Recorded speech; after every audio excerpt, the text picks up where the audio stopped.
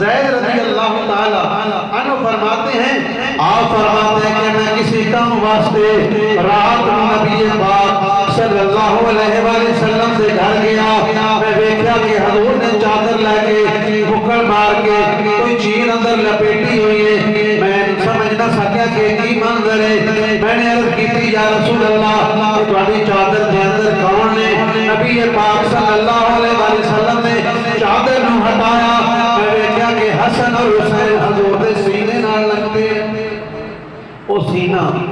جدے بارے قرآن نے آخیا عَلَقْنَا شَرَعَ لَقَ صَدْرَقَ اس سینے نال حسن اور حسین لپٹ لے اور نبی پاک صلی اللہ علیہ وسلم نے اس مقام تے بھی فرمایا کہ انہاں میرے شہزادے نال محبت کریاؤ انہاں نال پیار کریاؤ جو ان سے بغض رکھے گا وہ جہنم میں جائے گا جو ان سے محبت کرے گا اللہ اسے جنت عطا کرے گا تو حضور نے فرمایا اے اللہ میں ان سے محبت کرتا ہوں تو رب بھی ان سے محبت کر اسی طرح حضرت